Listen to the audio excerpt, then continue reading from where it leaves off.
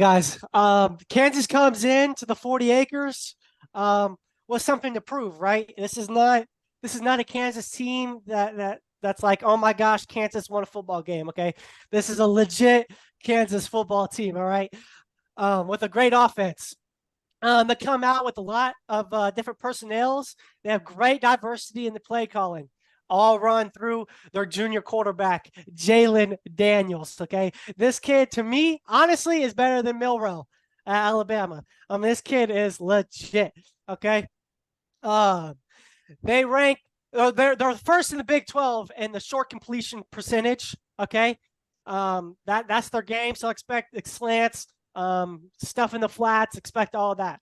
Their concern is the long ball. They're 34% completion rate on the long ball because that's not their game. Their game is these short routes. They have big wide receivers. I'm talking each wide receiver that's starting is 6'2" and over. Like there's some big dudes on the outside that are going to come ready to play. They also rotate, or they also do a tight end bunch. So you have to be careful watching out for the tight end and the flats and things like that. So you have to know where the tight end is at all times. Okay. Heading on to their offensive line. Okay. Daniels gets the ball out quick, which helps the pass rush, obviously, on the offensive line. 4 out of the 5 offensive linemen, guys, are ranked in the top 20. Okay. The one that's not ranked in the top 20 is the left guard. He's a red shirt. So onto their passing offense, 17th in the nation and yards per attempt at 9.4 yards. Success rate at 61% in pass plays. They're very consistent. I said Milroe.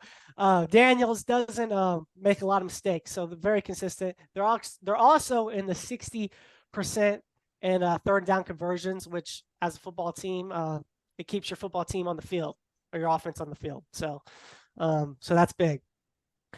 With all this being said, they are 106th in attempts for passing attempts. And you might ask, well, if they have a good passing offense, why are they so low in pass attempts? Well, because everything runs through that running offense. Listen, they have 2 backs that are averaging over 6 yards a carry, guys. 6 yards a carry, which is big time. This is going to be a battle in the trenches. We are going to find out how legit this Texas defensive line is. Right, Oh, they're guys? legit. They're legit. We're going to find that out this week. You add the 2 running backs with a great run scheme. They're running inside, outside, counter, power. They run it all. They even have some eye candy, is what I call it, with the motions. So it's a good overall offense, guys. Averaging 6.7 yards per play. That's 19th in the nation.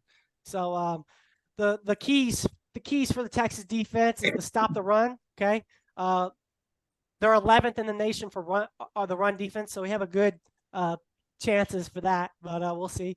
Stay disciplined. Stay in your gap. The running backs are good, man. So you stay in your gap. And last thing, Daniels will extend the plays. He's a good runner. He's a good athletic quarterback. So DBs need to keep their eyes out of the backfield and stay in coverage. So that's my breakdown of the offense. The other side of the football for this Kansas defense, like they haven't really played that many people, but last week, this is a big stat. They held BYU to 9 yards rushing. Okay, that's pretty freaking crazy. I don't care who you're playing against. 9 yards rushing is pretty crazy. That put them at 39th in rush defense, only allowing. Hey, BYU took down Arkansas, so. Yeah, true. Yeah. 39th in rush defense, allowing 3.4 yards a carry. They got aggressive DBs. I expect them to be in your grill. They're physical. They're going to come help the run defense by making tackles. They're physical DBs that are going to make plays. So that's not a great defense, but certainly better than the past years, and certainly better than the 2 years ago when they came and beat us at DKR. So their pass rush, like I said, they haven't played that many people, but numbers still look good at 3.7 sacks a game, which is 9th in the nation. 6.7 yards per attempt in the passing defense, 44th in the nation. The keys for the Texas offense is obviously get the run game going. Like I said last week, it's improved, but it still ranks 88th in the nation. So not great still. They're improving, but we'll see. The number one thing that I think needs to happen this week is Sark needs to find some matchups. He needs to mix up some matchups, and I think the big one this week is JT Sanders. I think that he's a big difference maker. Made some big plays against Baylor, and I think that no one on that Kansas team can guard him because he's just legit. Overall, this Kansas team is legit. Like I said, guys, I mean they're coming in trying to beat Texas for the last time in the Big 12 and kick him out of the Big 12, right? The big thing is I don't want to go back to the old Texas, quote unquote, where you're playing down to your opponents and you need to start playing to your standards, which they showed that last week, but this is even a bigger task for them in this Kansas team. So that's what I No got. doubt.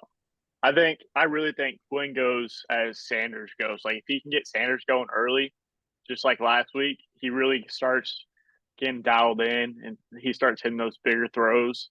And obviously with that, I mean, the run game is going to open up massively. I mean, Brooks should have no problem getting 100 yards every game, especially with Baxter still kind of battling an injury here and there, not getting as many carries. I mean, there's no reason why you can't put up the numbers he did last week against every team the rest of the year. So I think that will kind of be the biggest thing is if they can just really get that run going and have a good first couple drives at home, then I think they could put it away early because that defense is not going to let up. I mean, they've proved it this year that they're a second half team, both sides of the ball. So I don't think that's not going to change no matter who they play. So